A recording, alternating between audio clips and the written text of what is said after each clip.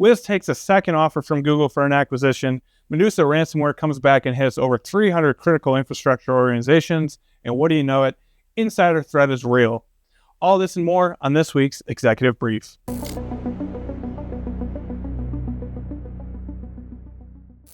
Hello, everyone, and welcome back to another week of our Cybersecurity Executive Brief. I am Corey Wolf, Director of Offensive Security at Risk 360, and today is Wednesday, March 19th, 2025.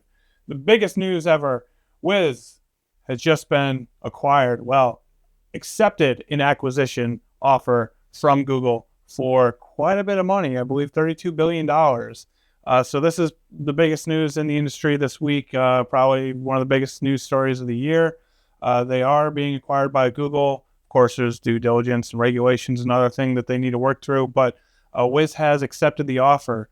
This is not the first time that Google has offered to buy Wiz. In fact, they tried last year in July. They offered Wiz $23 billion, and there was some back and forth around that, but ultimately Wiz turned them down, and probably because they thought they could get some more money. So you can see here, this is July of 2024.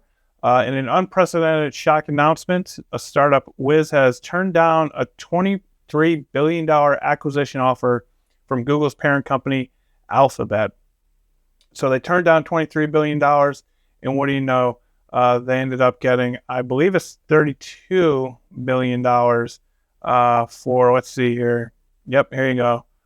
So Google today announced it has signed a definitive agreement to acquire Wiz Incorporated for $32 billion. So Wiz waited not even a year, and they got $9 billion more. So good on them. Wiz has been putting in a lot of work. I'm sure many of us are familiar with Wiz on cloud security posture management. It basically works across all of your cloud platforms, identifies issues and misconfigurations, primarily internally. I mean, there's some external stuff, but it identifies internal issues in your cloud environments, and it's a pretty good tool. They've also implemented certain things around CI/CD, so secure development pipelines, identifying misconfigurations in the way that your GitLab pipelines might be set up. The big question here is, now that Wiz is going to be acquired by Google, so this is another push from Google. This isn't anything new. This really started around the time that they acquired Mandiant. Google also has a lot of security offerings that they've come out with over the past few years. Google SecOps being one of them, basically kind of an attack surface management and all-around security operations platform. This continues to, Google, along with many other industry players, continue to push towards platformization, which the CEO of Palo Alto has been going on about for quite some time now. We've talked about it in the executive brief before, but some of the questions around it are, well, now that they're being acquired by Google, am I basically going to have to turn into a Google shop? How is this going to work in AWS or Azure? And in the announcement here from Wiz, Asaf Rappaport, CEO, I believe co-founder of Wiz, goes on to write that these things, there we go, get it out of there, goes on to write basically about what's going on. And there's a piece in here about how they want it to remain, multi-cloud. Basically, I think he's trying to stem the questions around, well, now is this all just going to be, am I going to be pushed into the GCP platform? Here you go. We both also believe Wiz needs to remain a multi-cloud platform so that across any cloud, we will continue to be a leading platform. We will stick closely with our great partners, AWS, Azure, Oracle, getting a shout out there, and across the entire industry. So, they're basically saying that, hey, yes, we're being acquired by Google.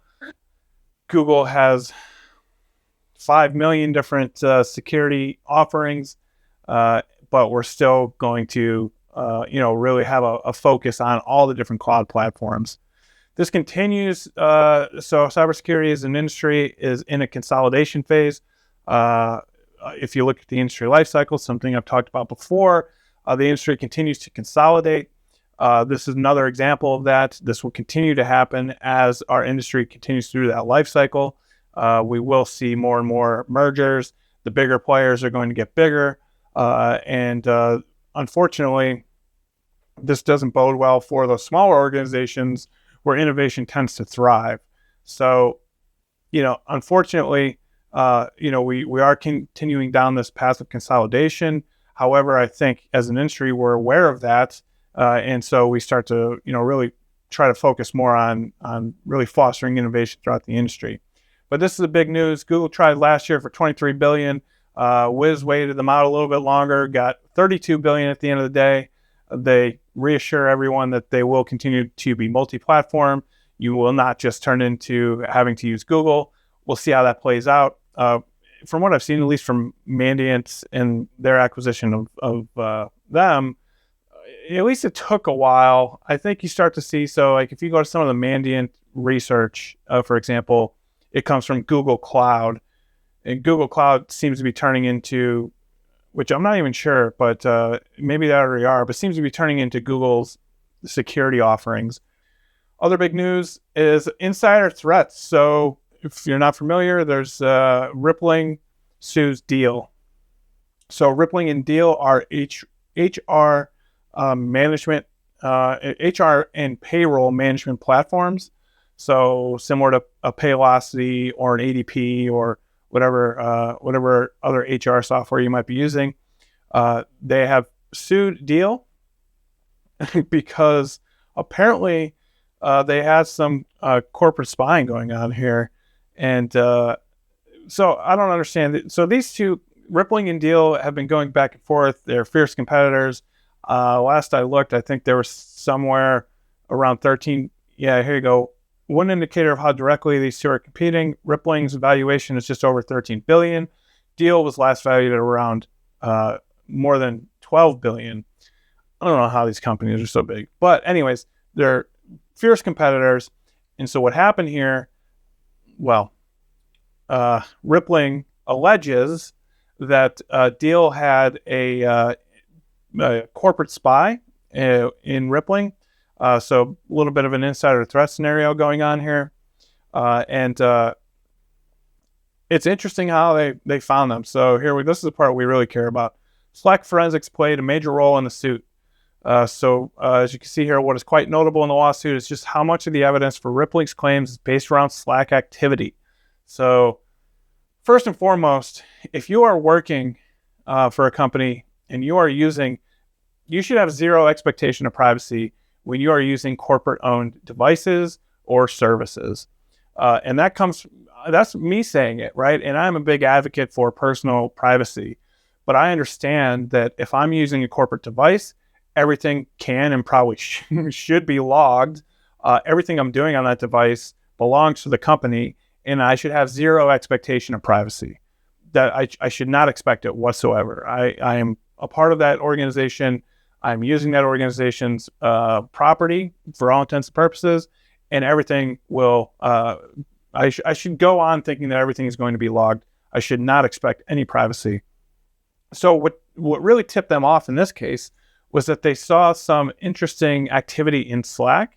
And as you can see here, it was a sudden spike in that logged activity, and specifically how it's centered around the word Deel that raised the flag to the HR team that tracks that activity. So, as you can see here in the lawyer's notes, Rippling employees Slack activities logged at notes, meaning every time a user views a document through Slack, accesses a Slack channel, sends a message, or conducts searches on Slack, that activity in the associated user is recorded in a log file. So they're recording everything in Slack. And what they saw was a spike of this particular employee, who in the legal filings they refer to as DS, they saw a spike in what this employee was doing and searching for. So you can see beginning in November 2024, they started to preview channels at a rate orders of magnitude greater than he had before, both in terms of the number of channels previewed and the number of times he previewed each of those channels. So basically, he started searching through. If you use Slack, you can go to browse channels. You can see all those channels. They were focused around sales. These channels he was looking at, they were focused on sales. They were focusing on competitive analysis, specifically around Deel. And so They basically log all the Slack activity, noticed a particular spike, and went and looked into it a little bit more. But I don't know. This is my kind of activity. So they saw this interesting activity in Slack, and they basically set up what they refer to as a honeypot. So as you can see, let's see. The company created a fake Slack channel, then shared its name along with the suggestion that it featured embarrassing details about Deel with key Deel execs, right? It then sat back and looked to see if this particular user that they were focusing on searched for it. Appears as though they did. And then they actually sent a letter to Deel's chairman, CFO, and general counsel, basically, mentioning this Slack channel and this insider threat actually went and searched for that channel. So they set this channel up. They sent a letter to Deel's general counsel and other leadership to see if the insider threat that they were tracking would look at this channel. They did, and they got him. Looks like an independent solicitor attempted to seize.